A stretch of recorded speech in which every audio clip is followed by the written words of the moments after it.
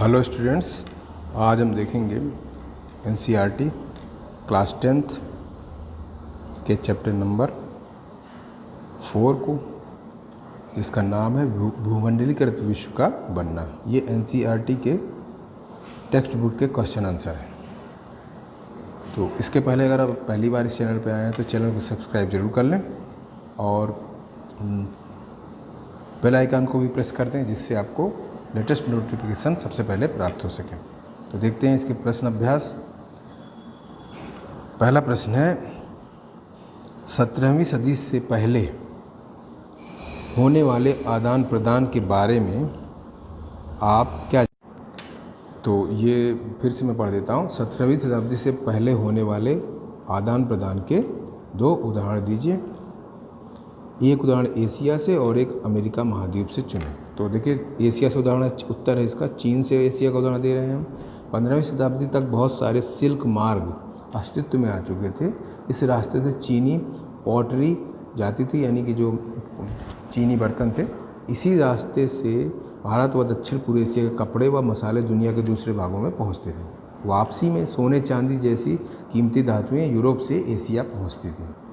अब अमेरिका से क्या उदाहरण है।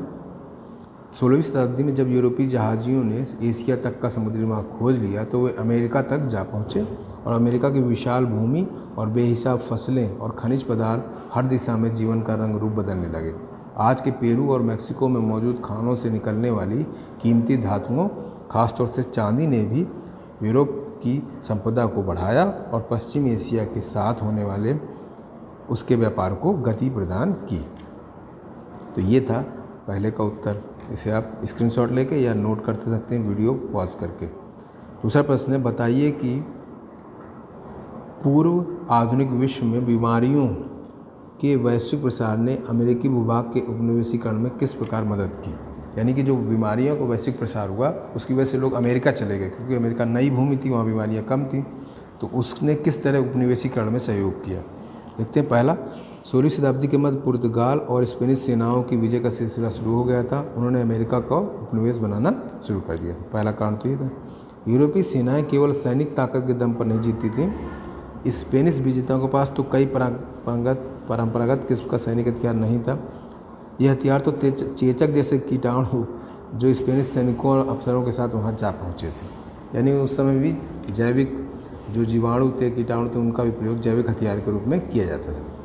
तीसरा, लाखों साल से दुनिया से अलग थलग रहने के कारण अमेरिका के लोगों के शरीर में यूरोप से आने वाली इन बीमारियों से बचने की रोग प्रतिरोधी क्षमता भी नहीं थी। अब कोई नई बीमारी जो आती है तो उसकी प्रतिरोधी क्षमता विकसित हो नहीं पाती, इम्यूनिटी हो नहीं पाती। तो जब यूरोप की बीमारियाँ अमेरिका पहुँची, फैलाई गई, तो अमेरिका के लोग बीमार पड़ गए। जैसे इस समय कोरोना एक नई बीमारी है पूरी दुनिया में, उन्होंने रोग प्रतिरोधी क्षमता उसके खिलाफ अभी विकसित नहीं हो पाई।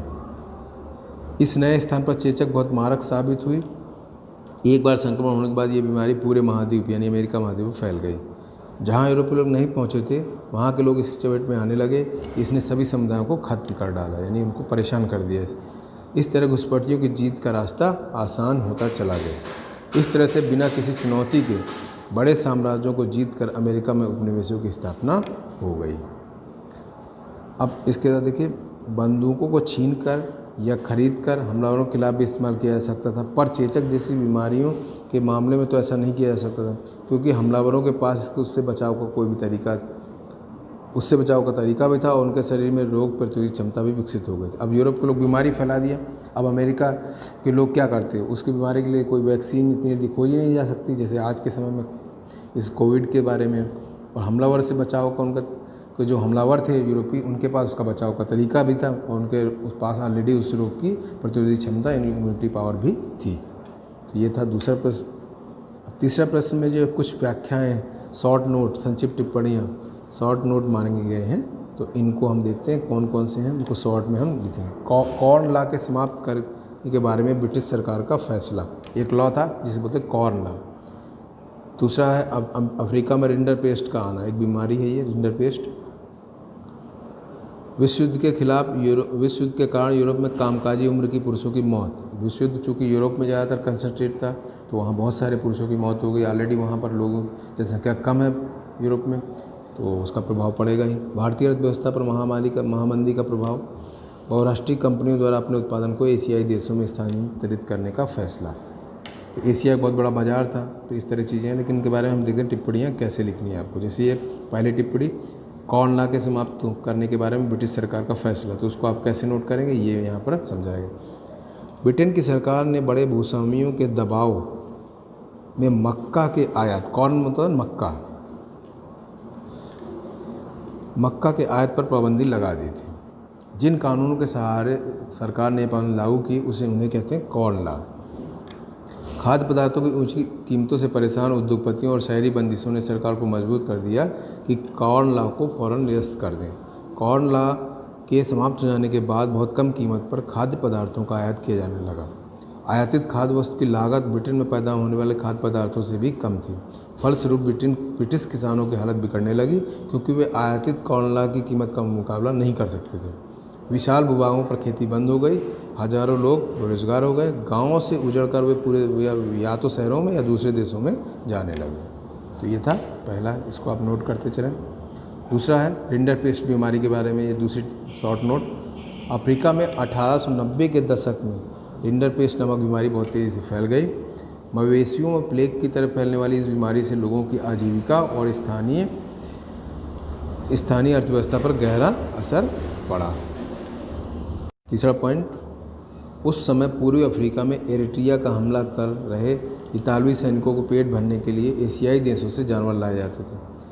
ये बीमारी जो रिंडरपेस्ट थी, ब्रिटिश आधिपत्य वाले एशियाई देशों से आए जानवरों के जरिए ही पहुंची थी। अफ्रीका के पूर्वी हिस्से में महाद्वीप में दाखिल होने वाली ये बीमारी जंगल की आग की तरह पश्चिम अफ्रीका में भी फैल गई। 1892 में, यानी उसके 2 साल बाद, अफ्रीका के अटलांटिक तक पहुंच गई, यानी पूरे अफ्रीका में फैल गई। और रिंडरपेस्ट के आने से रिंडरपेस्ट ने अपने रास्ते में आने वाले 90% मवेशियों को मौत की नींद सुला दी। पशुओं के खत्म हो जाने से अफ्रीकियों के रोजी रोटी के साधन समाप्त हो गए। तो आप देख सकते हैं कि ये रिंडरपेस्ट एक पशु बीमारी थी जिससे पशुओं की मृत्यु हो जाती थी। फिर तीसरा टिप्पणी क्या मांगी गई थी कि विश्व युद्ध के कारण यूरोप में कामकाजी उम्र के पुरुषों की मौत, इस पर आप शॉर्ट नोट बताइए। तो देखिए, प्रथम विश्व युद्ध 1914 से 1918 तक चला था। प्रथम विश्व युद्ध 1914 में शुरू हुआ और 1918, इसको आप कर लीजिए, 1918 में समाप्त हुआ। इस युद्ध में मशीन गनों, टैंकों, हवाई जहाज़ों और रासायनिक हथियारों का बड़े पैमाने पर इस्तेमाल किया गया। इस युद्ध में 90 लाख से अधिक लोग मारे गए और 2 करोड़ लोग घायल हो गए, यानी लगभग 3 करोड़ लोग किसी न किसी तरह इससे बहुत ज़्यादा प्रभावित हो गए। मृतकों और घायलों में ज़्यादातर कामकाजी उम्र के लोग थे। इस महाविनाश के कारण यूरोप में कामकाज के लायक लोगों की संख्या बहुत कम हो गई और परिवार के सदस्य घट जाने के कारण युद्ध के बाद परिवारों की आय भी गिर गई। और इसके साथ साथ इसका एक और असर हुआ, कामकाज के क्षेत्र में महिलाओं का प्रवेश हुआ। चौथी टिप्पणी मांगी गई थी आपसे कि भारतीय अर्थव्यवस्था पर महामंदी का क्या प्रभाव हुआ। महामंदी है आपकी 1928 से लेकर 34 के बीच में थी। महामंदी का प्रभाव पश्चिमी देशों पर बड़े भयंकर तौर पर पड़ा, पश्चिमी देशों पर बड़े भयंकर तौर पर, वहीं उपनिवेशों पर भी इसका कुछ प्रभाव पड़ा। भारतीय अर्थव्यवस्था पर भी इसका प्रभाव पड़ा, जो इस प्रकार था। व्यापारिक क्षेत्र में 20वीं शताब्दी के प्रारंभिक दशकों में भारत से कृषि वस्तुओं का निर्यात और निर्मित सामान का आयात बड़े पैमाने पर होने लगा था। महामंदी के कारण इस प्रक्रिया पर भी बुरा असर पड़ा। 1928 से 1934 के बीच में आयात का प्रतिशत आधा रह गया और क्योंकि अंतर्राष्ट्रीय कीमतें बढ़ गई थी। कृषि उत्पादों का प्रभाव क्या हुआ? इस मंदी के कारण उन कृषि उत्पादों और उनसे निर्मित सामानों पर भारी असर पड़ा जिनकी अंतर्राष्ट्रीय बाजार में मांग थी, यानी जूट, पटसन की उपज से और उससे बनने वाली वस्तुएं। इस समय टाट का निर्यात बंद हो गया, जिस कारण कच्चे पटसन की कीमतें 7% से भी कम हो गई। अतः जिन कृषकों ने पटसन उगाने के लिए कर्ज लिए थे उनकी स्थिति पर इसका बुरा प्रभाव पड़ा और वे अधिक कर्जदार हो गए। तीसरा है शहरी और ग्रामीण अर्थव्यवस्था पर प्रभाव। शहरी अर्थव्यवस्था पर महामंदी का ज़्यादा प्रभाव नहीं पड़ा, क्योंकि वहाँ ज़्यादातर लोग वेतनभोगी वर्ग रहता था। फिर बड़े जमींदार वर्ग के लोग रहते थे, उन्हें ज़मीन का लगान मिलता था। राष्ट्रीय आंदोलन के कारण प्रभावित ब्रिटिश सरकार ने उद्योगों की रक्षा के लिए शुल्क बढ़ा दिया, इससे उद्योगों को भी लाभ हुआ। इसके विपरीत ग्रामीण अर्थव्यवस्था पर इसका बहुत बुरा प्रभाव पड़ा। सरकार द्वारा लगान न कम करने के कारण कृषकों की स्थिति दयनीय हो गई और एक और उन्हें अपने उत्पादों की सही कीमत नहीं मिली थी, दूसरी ओर उन पर लगान और कर्जा का भारी बोझ पड़ रहा था। अतः ग्रामीण क्षेत्र में भारी असंतोष का वातावरण था। तो ये आपका पूरा बड़ा है थोड़ा, चौथी टिप्पणी यहाँ से लेकर यहाँ तक आपको करनी है। इसके स्क्रीनशॉट लेके आप इसको कर सकते हैं। और इसके बाद जो ये लास्ट है टिप्पणी उसको भी देख लेते हैं। बहुराष्ट्रीय कंपनियों द्वारा अपने उत्पादन को एशियाई देशों में स्थानांतरित करने का फैसला क्यों लिया गया, ये इसके बारे में पूछना चाह रहे हैं। तो देखते हैं। 1920 के दशक में बहुराष्ट्रीय कंपनियों की स्थापना 70 के दशक में अंतर्राष्ट्रीय वित्त संस्थानों में कई परिवर्तन आए। अब विकासशील देश अंतर्राष्ट्रीय संस्थानों से कर्जे और विकास संबंधी सहायता ले सकते थे। 50-60 के दशकों में बहुराष्ट्रीय कंपनी का विश्वव्यापी प्रसार हुआ। चूँकि अधिकतर सरकारें बाहर से आने वाली चीज़ों पर भारी आयात शुल्क लगाने लगी थीं, अतः बड़ी कंपनियों ने अपने संयंत्रों को उन्हीं देशों में लगाना प्रारंभ कर दी जहां उन्हें उत्पाद बेचना था, यानी प्रोडक्शन वहीं करने लगे, जिससे आयात शुल्क से बचा जा सके और उन्हें घरेलू उत्पादकों के रूप में काम करना पड़ता था। 70 के दशक में एशियाई बाजार में बेरोजगारी बढ़ने लगी थी, अतः इन कंपनियों ने एशिया के ऐसे देशों में उत्पादन केंद्रित किए जहां वेतन कम देना पड़ता था। एशिया के देशों में वेतन कम पे भी लोग काम करने को तैयार रहते थे क्योंकि यहाँ जनसंख्या अधिक थी। चीन में अन्य एशियाई देशों के मुकाबले सबसे कम वेतन देना पड़ता था, अतः कंपनियों ने वहाँ अत्यधिक निवेश किया। इससे अर्थव्यवस्था में भारी परिवर्तन आए। इसने विश्व के आर्थिक भूगोल को बदल दिया, यानी कि कंपनियां, जो विदेशी कंपनियां, वो एशिया की तरफ ट्रांसफ़र होने लगी क्योंकि वहाँ उन्हें सस्ते मजदूर और कच्चा माल उपलब्ध था। चौथा प्रश्न है, अब मात्र 2 प्रश्न और हैं, इनको हम कर लेते हैं इस चैप्टर में, तो ये कंप्लीट हो जाएगा। खाद्य उपलब्धता पर तकनीक के प्रभाव को दर्शाने के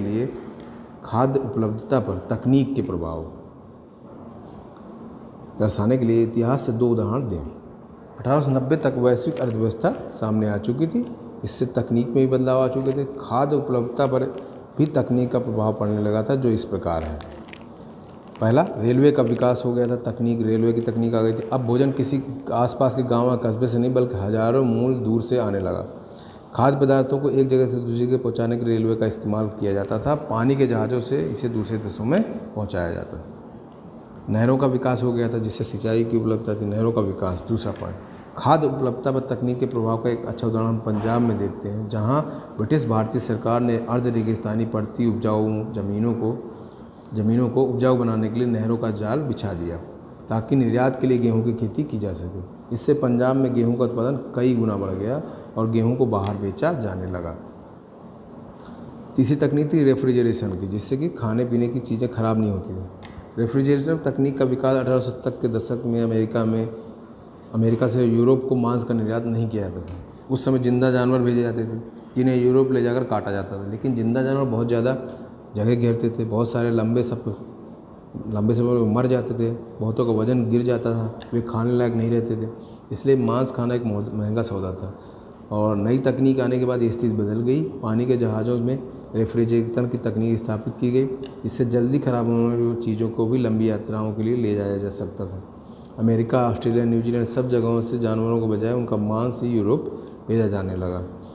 तो इससे न केवल समुद्री यात्रा में आने वाला खर्च कम हो गया, बल्कि यूरोप में मांस के दाम भी गिर गए और बहुत सारे लोगों को भोजन में मांसाहार शामिल हो गया। वैसे भी यूरोप और अमेरिका के लोग मांसाहार करते हैं, तो उनके लिए ये रेफ्रिजरेशन की तकनीक बहुत ज़्यादा फ़ायदेमंद साबित हुई। ये क्वेश्चन चौथा प्रश्न था। पांचवा प्रश्न बहुत इंपॉर्टेंट है कि ब्रेटन वुड्स समझौते का क्या अर्थ है। ब्रेटन वुड्स समझौते का क्या अर्थ है? तो ब्रेटन वुड्स समझौता, इसका उत्तर है, युद्धोत्तर अंतर्राष्ट्रीय आर्थिक व्यवस्था का मुख्य उद्देश्य ये था कि औद्योगिक विश्व में आर्थिक स्थिरता और पूर्ण रोजगार बनाए रखा जाए। इस फ्रेमवर्क पर जुलाई 1944 में अमेरिका में स्थित न्यू हैम्पशायर के ब्रेटन वुड्स नामक स्थान पर यूएनओ की मौद्रिक और वित्तीय सम्मेलन में सहमति बनी। इसी को ब्रेटन वुड्स समझौते के नाम से जाना जाता है। तो अमेरिका में ब्रेटन वुड्स जगह पे एक सम्मेलन हुआ था जो कि वित्तीय मामलों में था। इसको उस जगह के नाम पर ब्रेटन वुड्स समझौता कहते हैं। ये आप ध्यान रखेंगे, ब्रेटन वुड्स एक जगह का नाम है जहाँ पर समझौता हुआ, इसलिए उसका नाम ब्रेटन वुड्स समझौता है। इसमें हुआ क्या, सदस्य देशों के विदेशी व्यापार में लाभ और घाटे से निपटने के लिए ब्रिटेन वुड्स सम्मेलन में ही अंतर्राष्ट्रीय मुद्रा कोष IMF की स्थापना की गई। युद्धोत्तर पुनर्निर्माण के लिए पैसे का इंतजाम करने के लिए अंतर्राष्ट्रीय पुनर्निर्माण और विकास बैंक का गठन किया गया। इसी वजह से विश्व बैंक और IMF को ब्रिटेन वुड्स संस्थान या ब्रिटेन वुड्स का ट्विन भी कहा जाता है। ट्विन मतलब है तो जुड़वा। विश्व बैंक और IMF एक साथ ही हुए हैं। इसी आधार पर युद्धोत्तर अंतर्राष्ट्रीय अर्थव्यवस्था को अक्सर ब्रिटेन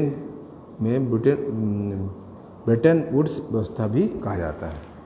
यानी द्वितीय विश्व युद्ध के बाद जो आर्थिक अर्थव्यवस्था को नामकरण किया गया वो कहा गया ब्रिटेन वुड्स समझौता। तो ये थे आपके इस चैप्टर के प्रश्न। इन चैप्टर को हम एक बार दोबारा देखेंगे। 5वां प्रश्न, ये आपका चौथा प्रश्न है। इसको आप या तो स्क्रीनशॉट लेके या फिर आप इसको वीडियो को रोक के आराम से नोट कर सकते हैं। तीसरा प्रश्न में कई शॉर्ट नोट्स मांगे गए थे तो वो हमने कराए, उनको आप दोबारा वीडियो देख के आप इसको कर सकते हैं। और इससे संबंधित कोई प्रॉब्लम आती है तो आप कमेंट कर दीजिए नीचे, तो मैं उससे संबंधित आपको उसका समाधान करने की कोशिश करूँगा। और अगर किसी टॉपिक पे आपको लगता है आप अच्छे से समझ नहीं पाए और या आप क्वेश्चन ऐसे नोट नहीं कर पाए तो उसके भी आप मुझे बता सकते हैं, तो वो आपको उपलब्ध करा दिया जाएगा। तो आज की वीडियो में इतना ही। वीडियो देखने के लिए आप सबको बहुत बहुत धन्यवाद। Thank you very much to all.